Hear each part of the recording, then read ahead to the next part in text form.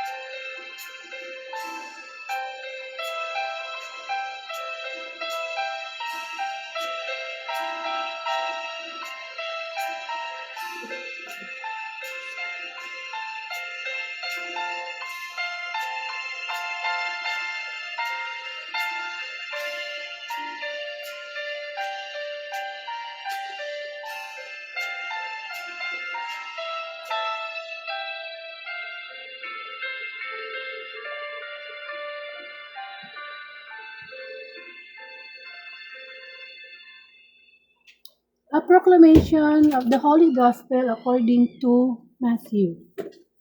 Glory to you, O Lord. Then the followers of John the Baptist came to Jesus, asking, "Why is it that we and the Pharisees fast often, but your disciples don't fast at all?" Jesus answered, "Do you expect the guests at a wedding party to be sad as long as the bridegroom is with them? Of course not. But the day will come when the bridegroom will be taken away from them, and then they will fast." My brothers and sisters, the Gospel of the Lord. Praise to you, Lord Jesus Christ. So, welcome po sa Word of God Daily Gospel, na kung saan ang layunin ng Facebook Live na ito ay palaganap ang mabuting balita. Maraming salamat sa Panginoon. Ngayon po ay February 20, 2026 at ang Friday Gospel po ang ating pagninilayan bilang pagkain espiritual. At ang pagbasa po ay nagmula kay San Mateo, chapter 9, verses 14 to 15. Ito po tungkol sa tinanong si Jesus tungkol sa pag-aayuno. Ako po si Sister Angelica Dorde from Bulacan sa Pokong Katoliko.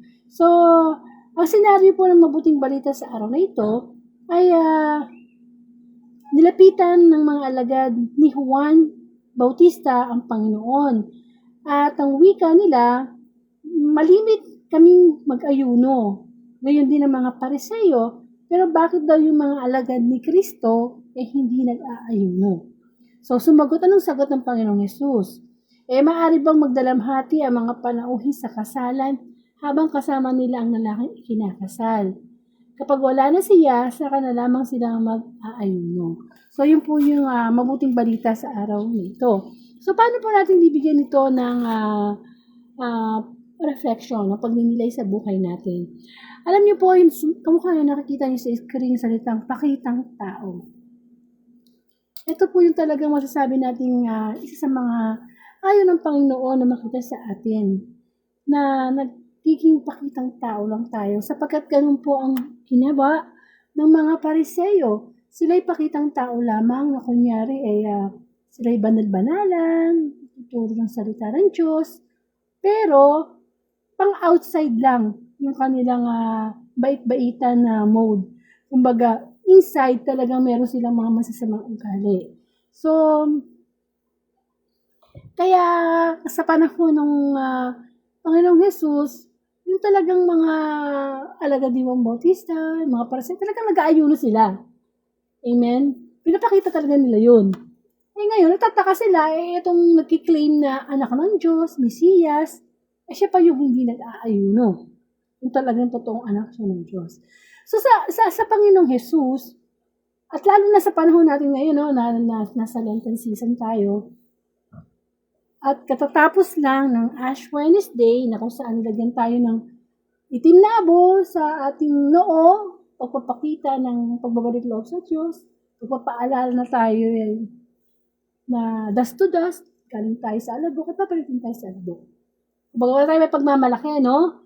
Kahit ano pang katayuan natin dito sa mundo, wala talagang makapagmamalaki. Dahil pag namatay tayo, pare-pareho lang tayong kakainin ng uod. Pare-pareho lang tayong mabubulok, magiging kalansay, magiging abo, magiging kwento. So, nagkakaiba-iba lang tayo sa estado ng buhay sa mundong ito, pero doon tayo nagkakaroon ng pagkapantay-pantay. Yung pare-pareho tayong isinisilang ng hubad, pare-pareho tayong mamamatay, pare-pareho tayong, di ba, under the ground. So, talagang puro-fest lang pa rin ng Panginoon na pagdating sa mga ganung bagay, at talagang ipinapatrabaho sa atin ng Diyos ay yung talagang permanente na wala nang katapusan. Ano yun? Yung buhay na walang hanggan. Kasi buhay natin dito, may hangganan. At yung hangganan na yun, hindi natin alam kung kailan. So, kaya nga natatawag ng Panginoong Hesus ang mga Pariseyo, ang mga Saduseyo, ang mga daluhasa sa kautusan ng mga mapagpaimbabaw, mga impokrito, mga pakitang tao. Di po ba?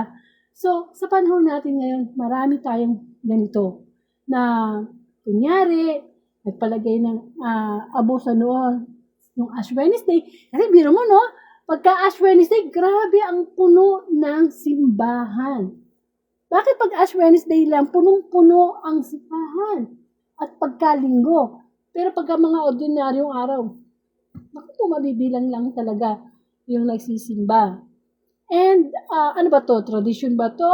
Ano ba talagang dahilan kung bakit tayo nagpalagay ng abo sa ating noo?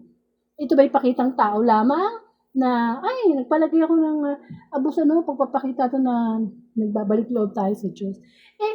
Wala naman tayo may lilihim sa Panginoon.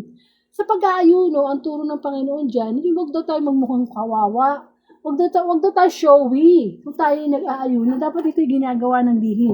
Yung tanging ang Diyos lang nakakita sa puso natin na talagang totoo tayo nagbabalik loob. Amen. Kasi, sabi nga, maluloko natin ng lahat ng tao, kahit ang ating sarili, pero hindi ang Panginoon. Ibang tipong minsan nababalita na yung naalala ko lang si Jose Rizal, yung sa mga praile na parang naging tatay yata ni Maria Clara ang isang praile, no? Na nauuso na pala noon ng mga gahasa, o kaya minsan kung sino pa yung pare, siya pa yung gumagawa ng kalaswaan. Iba naman, hindi ko naman sinasabi lahat. Ibang sinasabi lang sa atin ng Panginoon is, madre ka nga, lay minister ka nga, lector commentator ka nga sa inyong simbahan, mother butler, or whatever. Pero yung pala, front mo lang yon para maitago yung masamang ugali, masamang ginagawa, mga kasalanan. Ayaw ng Diyos ng gano'n. Kasi nga sabi nga, walang lihim na hindi nabubunyag. Hindi ba mabunyag yan sa harap ng tao? Bunyag na bunyag tayo sa Panginoon. Naka 24 hours ang CCTV sa atin, spiritual CCTV sa atin ng Panginoon. Kasi sayang naman, di ba? Nagpa-fasting ka, nag-abstinence ka, na tapos sabihin natin nga, nag-aayuno, pagkatapos, ano pala, sa kabila may ginagawa tayong kasalanan. So, sayang yun. Isang pakitang tao na hindi nakakalugod sa Panginoon. Matatawag tayo ng Panginoong Hesus na mga hipokrito, mga mapagpaimbabaw. Alam naman natin na ang Diyos ay totoong Diyos. Totoo lang siya. Hindi siya nagkukunwari. Hindi siya nagsisinungaling. Amen? So, kung tayo ay mag-aayuno, lalo sa panahon na ito, pasok na nga yung Lenten season, gawin natin ito totoo. Yung talagang galing sa puso. Yung talagang sinasabi natin na, Lord, nagsisisi na ako, magbabalik loob na ako sa iyo, tatalikuran ko na itong mga bisyo ko, itong mga kasalanan ko, Lord, magpapatawad na ako. Diba, hindi lang ito sinasabi mula o ilalabas ang uso, kundi mula sa puso ng tao. Yung mga sinasabi natin, pagbabalik loob. Amen. So, ang Panginoon, ang ugali niya, makikita natin ng pagiging totoong tao siya. Totoong tao yung kanyang ugali. Ipinakita niya na nagkatawang tao siya, at the same time, totoong siyang Diyos, pero ipinakita niya yung hindi siya nagkunwari. Alam natin na anak siya ng Diyos, pero nung nagkatawang tao siya, di ba naging very humble siya. Ipinakita niya talaga yung, ano ba dapat maging ugali ng isang tao. Kasi wala tayo may pagmamalaki sa ating Diyos eh. Wala talaga, no? Hindi mo halimbawa, sa politika ka, yung mga politiko, maaaring pa napakita nilang tumutulong sila sa kapwa nila o sa kanilang mga nasasakupan. Yung pala, pakitang tao lang yun. Para pagka-eleksyon, makakuha sila ng maraming boto. May mga ganong case. So, kaya, nagpapakitang tao ka na mabait ka sa teacher mo, sa nanay mo, sa ibang tao. Kasi meron kang pabor na gustong lahat ng mga bagay na yun, hindi yun nalilihim sa Diyos. So, ngayong mahal na araw, gusto ng Panginoon na tayo maging totoong nagbabalik loob. Hindi pakitang tao lamang. Sapagkat sayang lang yung effort natin na ginagawa natin halimbawa pag Biyernes, di kakain ng karne, o kaya yung mga, di ba sabi nga, pag mahal na araw, yung panalangin, yung pagpapalimos, yung pag-aayuno, yun yung usually natin yan, sakripisyo yung ginagawa natin eh. Sayang lahat ng yun. Kung yun ay front lang natin. Amen. So, na ba ang mabuting balita sa araw na ito, ma-realize natin na tayo nga ayaw natin na niloloko tayo ng ating kapwa, ayaw natin yung pakitang tao. Di ba? Kaya minsan nagpipili tayo ng mga kung sabing best friend, kasi ayaw natin ng plastic na kaibigan. So, sino ba naman gusto ng plastic na kaibigan o pinaplastic ka ng kapwa mo? Siyempre gusto natin yung totoong tao, hindi yung pakitang tao. Kasi sa bawat namang ginagawa natin, dapat ang Diyos na nabibigyan natin ng karangalan, ng parangal. Kaya sa bawat ginagawa natin, lagi natin isipin na nakikita ng Diyos to. Huwag akong maging pakitang tao. Amen? Sapagkat, wala. We will just waste our time, our effort, kung patuloy tayo magiging ganito. Tsaka masarap yung yung ipinapakita mo kung ano ka. Amen? Pinapakita na kung ganito ka lang, ito nang kaya mo sa buhay mo, ito ka na eh. Mahirap kasi mag-pretend na parang gusto mo lang magmayabang. Diba? Sino una mong niloloko? Sarili natin, di ba? Unlike nung ipinapakita mo na eto ako, whether tanggapin mo ko hindi, eto ko eh. Tayo, tanggap tayo ng Panginoon. Kilala niya yung mga kahinaan natin. Kaya nga gusto ng Panginoon, kung ano may mga bagay na nakakasira sa ating pagkatao, isuko na natin sa Kanya yun. Para everyday nakikita niya yung pagiging totoong tao natin dahil sa tulong ng Diyos. Mahirap magpakatotoo lalo na sa panahon na ito. Minsan nga, gumawa ka na ng mabuti, may masasabi pa rin masama, di po ba? gumawa ka na ng mga bagay na para sa Panginoon, may masasabi pa rin. Pero maganda pa rin yung sa panahon na yung, halimbawa, namatay ng isang tao, nakaburol na siya, tapos dadalawin siya ng mga taong nakakilala sa kanya, at sasabihin na, ito, totoong tao to. Talagang matulungin to, talagang makadiyos to. Kesa naman yung, di ba, nasa tao tayo, tapos sasabihin na, wala yan, pakitang tao lang yan, di ba? Huwag ganun. Ayaw talaga ng Panginoon yun. Unang-una na sa panahon ni Kristo, na talagang super batikos, super ganun talaga, direct to the point, na sinasabi niya na, ay, mga pakitang tao lang kayo, mga pariseyo, mga hipokrito. Mahirap kasi yun eh. Na sa araw ng paghuhukom, sasabihin sa atin ng maghuhukom sa atin na, sino ka? Hindi ka kilala. Sasabihin naman natin, hindi nangaral po ko ng salita nyo.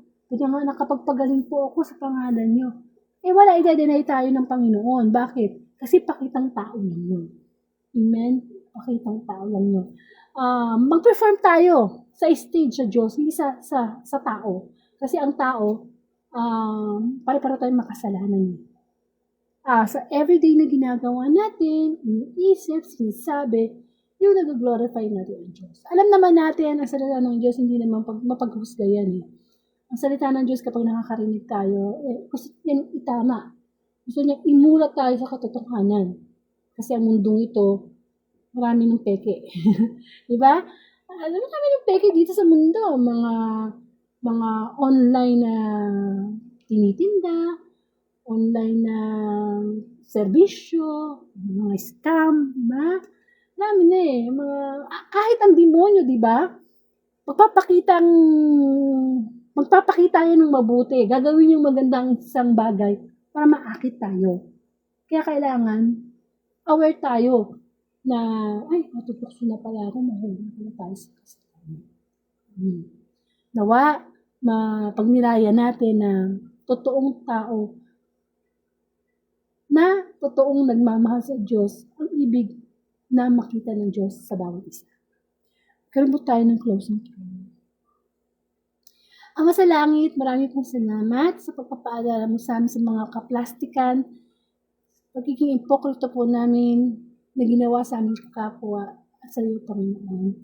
Tulungan mo kami na sa panahon ng pagninilay sa iyong buhay na ibinigay sa aming mga makasalanan upang kami iligtas sa impyerno, ay mapagnilaya namin na magpakita namin sa iyo ang pagiging totoong tao namin na nagmamahal at willing maglingkod sa iyo, Panginoon. Lagi mo paalala sa amin na wala kaming mapapala kung manluloko kami ng aming kapwa sapagkat ang niloloko din namin ang aming sarili. Lord, nawa kaming mga naglilingkod sa iyo na yung pinili ay hindi lamang kami pakitang tao, kundi talagang sinasabuhay namin kung ano yung mga aral na itinuro mo po sa aming Panginoon. Guide us, O Lord, tatagan mo po kami sa aming pananampalataya na mga magmisyon ng iyong mabuting balita. Dalangin ko ang mga kaluluwa na patuloy pa rin naliligaw, patuloy pa rin nagtatago sa maskara ng peking pagkatao, ay ilabas ang pagiging totoong tao sa pamamagitan ng tulong mo, O Lord. Ama namin, sumasalangit ka, sabayin ang ngalan mo, mapasa amin ang kaharian mo. Sundin ang loob mo di sa lupa para na sa langit. Bigyan mo kami ng aming kakanin sa araw-araw, tawarin mo kami sa aming mga sala, para ng pagpapatawad namin sa nagkakasala sa amin.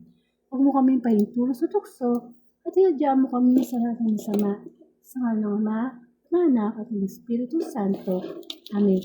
So marami pong salamat. Pakashare na lang po itong Friday Gospel sa inyong timeline bilang pagsunod sa ating misyon na ipalaganap ang mabuting balita. Alam niyo kung meron man dapat nag-viral, ang salita po ng Diyos. Kasi yan po yung talagang kailangan ng nating tao ngayon sa panahon na ito. Saka, kumbaga tayo naghihintay na lang ang muling pagbabalik ni Kristo. So nawa, handa tayo sa muli niyang pagbabalik. At ito yung panahon na magkaroon tayo ng spiritual connection kay Lord. Amen?